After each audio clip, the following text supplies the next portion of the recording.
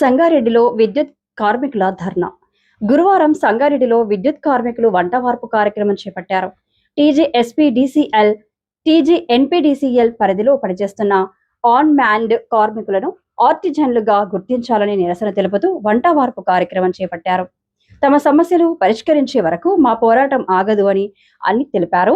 ఈ కార్యక్రమంలో రవీందర్, ప్రదీప్, చాంద్ అండ్ శివరాజ్, ఉమ్మడి మెదక్ జిల్లా joint secretary Muralimohan, Sangareddy division chairman Firoz, Sangareddy division convener Saibaba, Shailaja, Lakshmi, Hema, Reshma, జిల్లా నలుమూల నుంచి వచ్చిన ఆన్ మ్యాన్డ్ కార్మికులను తదితరులు పాల్గొన్నారు.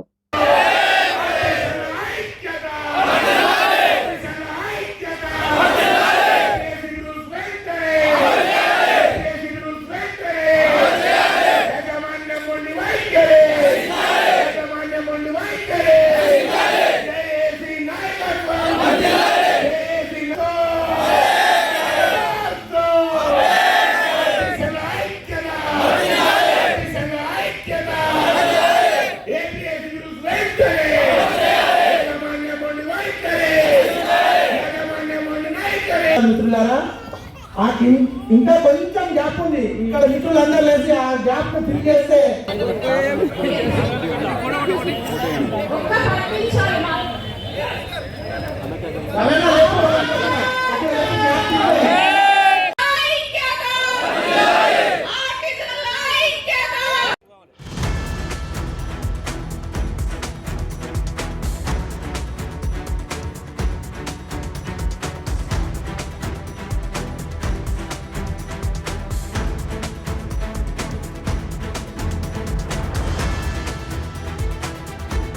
ఉండాలని చనిపోయినాక ఈమెకి సిస్టర్ కాబట్టి జాబ్ ఇచ్చారు. ఈమె గ్రేడ్ 4th ఇచ్చారు. చిన్న పిల్లల్ని వేసుకొని సెక్షన్కి వెళ్తుంది.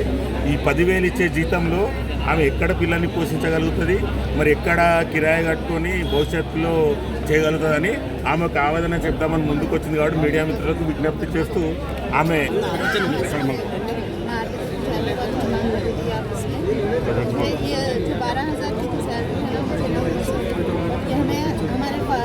ब्रदर की जॉब है। ये हमारे ब्रदर फर्स्ट ग्रेड में काम कर रहे थे। हमारे उसमें कुछ भी ये नहीं हुआ। हमारे 2-3 भाई फादर की थी, और फादर ब्रदर जो ब्रदर्स गए। हमारे APSC के रूल्स अमल करना, ये छोटी बच्ची को लेकर हम काम कर रहे हैं। हमारे उसमें कुछ भी नहीं हो रहा। हम फ्यूचर देखना बोले तो 10 बार में कहीं का फ्यूचर देखना। हमारे उसमें APSC के रूल्स अमल करना बोलते हैं, धरना कर रहे हैं। టీజాక్ ఫామ్ అయి గత 10 రోజులుగా రకరకాల ధర్నా కార్యక్రమాలు చేపడుతున్నాం. అందులో ఫస్ట్ రోజు 26వ రోజు ధర్నా చేసాం డివిజన్ హౌస్ ముంగట. 30 తారీఖు వచ్చేసి మళ్ళీ డివిజన్ హౌస్లో ధర్నా. ఈరోజు వంట వార్పు కార్యక్రమం ఉందండి. మా డిమాండ్లు ఒకటే సంస్థలో ఒకటే రూల్ ఉండాలా. ఏవైనా కానీ ఇక్కడ వ్యత్యాసం ఉంది కాబట్టి మేము ఒక 20 ఏళ్ళ నుంచి చేస్తున్నాము. 20 ఏళ్ళ నుంచి ఎన్నిసార్లు పోయినా కూడా మాకు న్యాయం అనేది జరుగుతలేదు. కాబట్టి మాకు 11 సంఘాల ఏకమై ఒక టీజాగా ఫామ్ అయి మేము వినతి పత్రం ఇచ్చాము. ఒకవేళ ఇన్ని ధర్నాలు చేసినా, ఇది చేసినా, వంట వార్పు చేసినా కూడా మాకు గిట్ట ఒకవేళ యాజమాన్యం తరఫు నుంచి చర్చలు విఫలమైతే మాత్రం ఖచ్చితంగా మేము సమ్మెబాటకు వెళ్తామని ఇక్కడున్న ప్రతి ఒక్క ఆర్టిషన్ కోరిక అదే. దానికి ఎనకడుగు వేసేయలేదు. ఒకవేళ మేము మాత్రం సమ్మెలోకి పోతే ఖచ్చితంగా అంధకారం అయిపోతుందని ఈ మీడియా మిత్రుల ద్వారా మేము ప్రభుత్వానికి విజ్ఞప్తి చెప్తున్నాం. అలాగే యాజమాన్యం కూడా చెప్తున్నాము. ఇంకోటి 7వ తారీఖు చలో వరంగల్ ఉంది. ఆ రోజు కూడా ఒకటే సంస్థలో ఒకటే రూల్స్ ఉండాలా. APSC రూల్స్ ఒక్కటే మేము అడుగుతాము. మా గొంతమ్మ కోరికలు కాదు, ఉన్నదే ఒక సంస్థలో ఒకటే రూల్ ఉండాలా. అందరికీ న్యాయం జరగాల. జీతంలో వ్యత్యాసం ఉంది, లీవ్స్లో వ్యత్యాసం ఉంది, ప్రతి దగ్గర వ్యత్యాసం ఉంది. కాబట్టి మాకు కూడా ఖచ్చితంగా 30 ఏళ్ళ నుంచి చేస్తున్నాం కాబట్టి సౌత పిల్లల్లాగా చూడకుండా మమ్మల్ని కూడా డిపార్ట్మెంట్ మనుషుల్లాగా కన్వర్ట్ చేయకపోతే ఖచ్చితంగా ఈ సమాముఖంగా 7వ తారీఖు వరంగల్ తర్వాత మొత్తం నిర్వాధిక సమ్మెలోకి వెళ్ళిపోతాం. సబ్స్టేషన్ ఆపరేటర్ పనిచేయడు, ఆఫీస్లో ఆపరేటర్ పనిచేయడు, JLM పనిచేయడు, ఆఫీస్ అటెండర్ కాడికి అందరికి కూడా మేము పేరున చెప్తున్నాము. ఒకవేళ మా డిమాండ్లు పరిష్కారం కాకపోతే 8వ తారీఖు నుంచి మేము సమ్మెబాటలో వెళ్తామని ఈ మీడియా మిత్రులకు ప్రత్యేకంగా తెలియజేస్తూ యాజమాన్యం వైపు చెప్తారని అలాగే గవర్నమెంట్ కూడా ఫార్వర్డ్ చేస్తారని చెప్తూ నాకు ఈ అవకాశం వచ్చిన జేఏసీ నాయకులకు ధన్యవాదాలు తెలుపు. ప్రశాంత్, తెలంగాణ విద్యుత్ ఆర్టిజన్ ఎంప్లాయీస్ జేఏసీ రాష్ట్ర నాయకునిగా, జేఏసీ కోశాధికారిగా నేను పనిచేస్తూ ఉన్నాను. అలాగే ఉమ్మడి మెదక్ జిల్లాకు ఇన్ఛార్జిగా నన్ను నియమించడం జరిగింది. మేము గత విద్యుత్ సంస్థను నమ్ముకొని 35 ఏళ్ళుగా మేము పనిచేస్తున్నప్పటికీ మా యొక్క న్యాయమైన డిమాండ్లు, మేము అడిగేవన్నీ గుంతమ్మ కోరికలు కాదు, న్యాయమైన డిమాండ్లను పరిష్కరించాలని గత 8 సంవత్సరాలుగా మేము యాజమాన్యానికి, ప్రభుత్వానికి విన్నవించుకున్నప్పటికీ మా సమస్యలను పట్టించుకోకుండా యాజమాన్యం తాసారం చేస్తుంది. దాంట్లో భాగంగానే యాజమాన్యం మీద మరింత ఒత్తిడి పెంచాలనే ఒక ఉద్దేశంతో కార్మికుల సమస్యలు పరిష్కరించాలని మేము 9 సంఘాలు కలిసి జేఏసీ ఏర్పాటు చేసుకోవడం జరిగింది.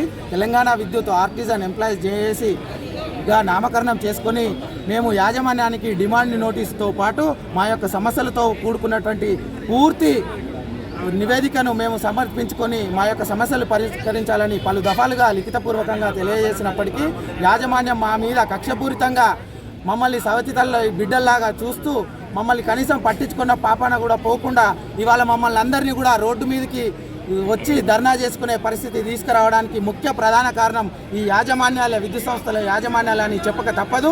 ఏది ఏమైనప్పటికీ మేము గత నెలలో 10వ తేదీన మహాధర్నా కార్యక్రమం ద్వారా మేము మా సమస్యలు పరిష్కరిస్తారని మేము ఆశించాము. అయినప్పటికీ యాజమాన్యం నుంచి, ప్రభుత్వం నుంచి మేము ఆశించిన ఫలితం రాకపోయినప్పటికీ మమ్మల్ని ఇంకా వేధింపులకు గురి చేస్తూ మాతోని వెట్టి చాకిరీకి మరింత ఒత్తిడులకు, ప్రలోభాలకు గురి చేస్తూ ఈ యాజమాన్యము మరింత ఒత్తిడి పెంచడంతో మేము చేసేదేమి లేక సమ్మె బాట పట్టాలని మేము నిర్ణయించుకోవడం జరిగింది జేఏసీ రాష్ట్ర కార్యవర్గంగా.